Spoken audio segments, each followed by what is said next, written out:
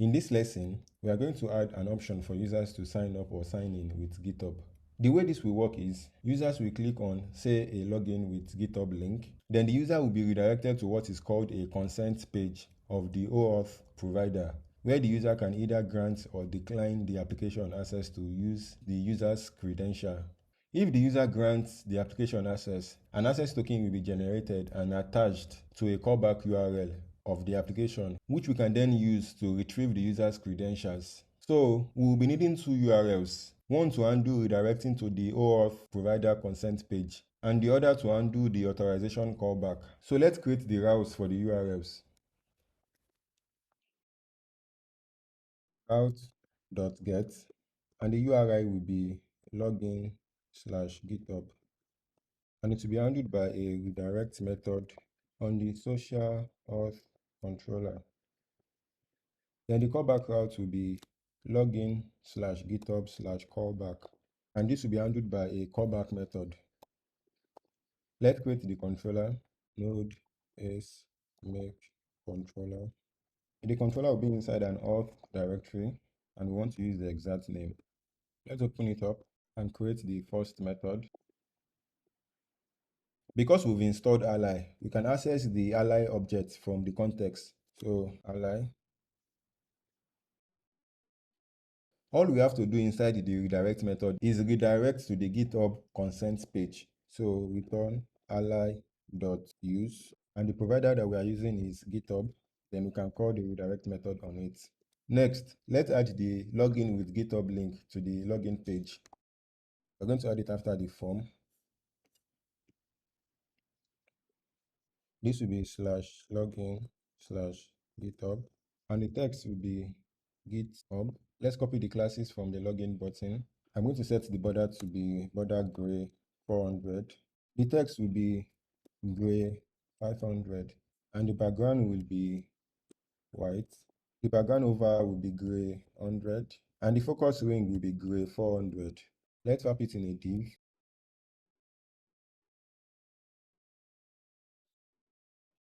And let's give it a bit of margin at the top. Let's see how it looks in the browser. If we click on the link, we should be redirected to the GitHub consent page. But for that to work, we need to first create a OAuth app on GitHub, which will give us the client ID and the client secrets, which Ally needs. So let's head over to GitHub.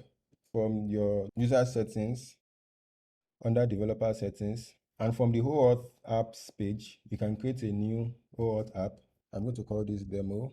The homepage URL is going to be http localhost:3333, and the callback URL is going to be the one we defined earlier, that is /login/github/callback.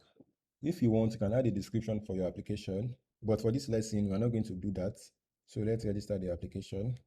The application has been created, and this is the client ID for the application, which I will copy and paste inside the .env file. I'm going to generate a new client secret, and of course I need to confirm my password. Again, I'm going to copy the secret and head over to the .env file and add it in. The callback URL is the same as we defined earlier, so we'll leave that as that. Let's head back to our application and give it a try. Let me log out from my account so that we can see the flow from the beginning. Now, if I click on the GitHub link, let me log in. And I'm redirected back to the application, which calls the callback URL and obviously does not exist yet. So that is why we are getting this error page. So let's create the callback method. Again, we need to get ally from the context. While we are here, I'm going to go ahead and pull some other things that we'll be needing, like auth, session, and response. First thing we need to do is get the provider, in this case, which is GitHub. So ally.use.github. I'm going to save it in a variable, say GitHub. I haven't gotten the provider. Let's undo some scenarios that might occur. For example, if a user denies the login request, or if Adonis.js is unable to verify the CSRF token, or any other error that might occur. So we are going to have a couple of if checks. First, we'll check if the user denied the login request. So github.access denied. If the access was denied, we are going to flash an appropriate message to the session and redirect back to the login page. Redirect-login. Next, let's check for the CSRF states. If github.state mismatch. So if Adonis.js is unable to verify the CSRF states, again, we're going to do pretty much the same thing we did here. But the message this time is going to be request expired. We try again. Lastly, let's undo any other error that might occur during the redirect. If github.aserror. Again, we're going to do pretty much this. For this time, we'll be getting the error message from the provider. So github.getError. So we've handled all possible error scenarios. If we get to this point, that means none of the above happened. That is, the user granted the login request, and Adonis.js is able to verify the CSRF token, and no other errors occurred during the redirect. So at this point, we have access to the GitHub user, which we can retrieve using await github.user. Again, let's save this in a variable called GitHub user. Before we go further, let's return GitHub user to see what it contains. I'm going to head back to the browser and go back to the login page and try logging in with GitHub again. Oops, we are getting an error. Redirect URL mismatch, which means the callback URL doesn't match with that in the GitHub app. Let's double check the callback URL inside the .env file.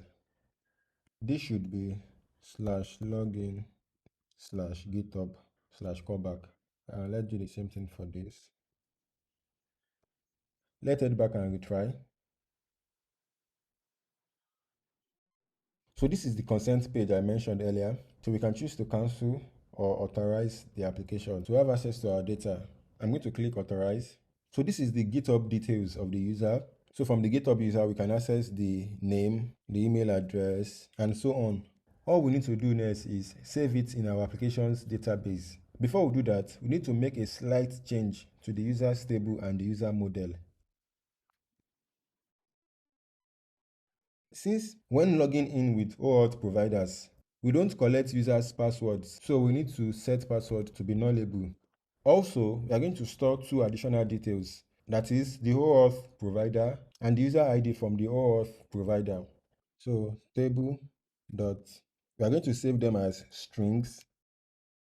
The first one will be provider, which can be nullable, and the second one will be provider_ID, again, which can be nullable in cases where user decide to sign up or log in using the traditional email password combination. Let's update the user model as well. Now the password can either be a string or null.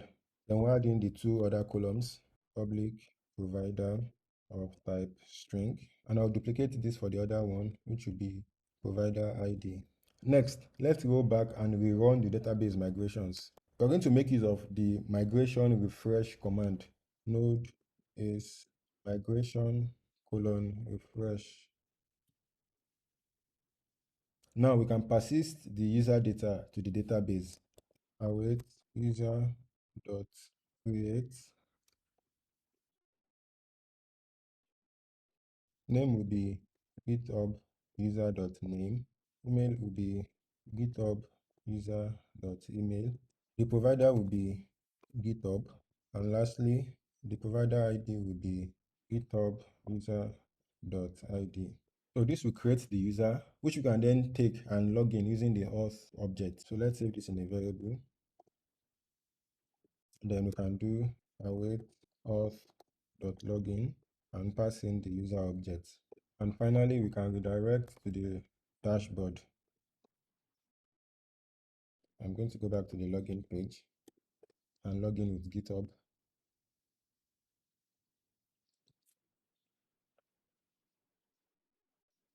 Because I have previously authorized the app, so that is why the consent page wasn't displayed again. An account has been created for me using my GitHub details, and I have been logged in. And if we head over to the database, we should see the details stored in the database. As you can see, my name, my email address, the OAuth provider, and the user ID. But as it is, there's a problem with our implementation as it is now.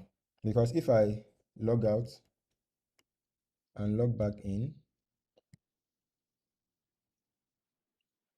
and head back to the database, another details has been created for me with the same credentials. Of course, we can work around this by making the email field unique, but that won't really get rid of the problem because we will only be getting an error message that the email address needs to be unique. A possible solution for this is to have a kind of check that checks if the user doesn't exist yet, then creates the user. And we can easily do that with Adonis.js. So instead of using create here, we are going to use first or create. It accepts two arguments.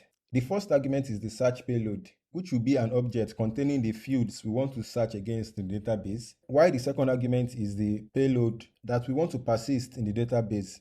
So the search payload in our case is going to be the email address. And since Adonis.js is going to merge the search payload and the save payload together, we can move this to the search payload. So now if the user with this email address doesn't exist, it will create the user with the email address together with these other details. But if the user with this email address exists, it will simply just retrieve the user. Before we head back to the browser, let's refresh our database once more. Again, I'm going to log in with GitHub. And as you can see, an account has been created and I am logged in. If I head over to the database and refresh this, the details has been persisted as we would expect. If I log out, then log back in as before,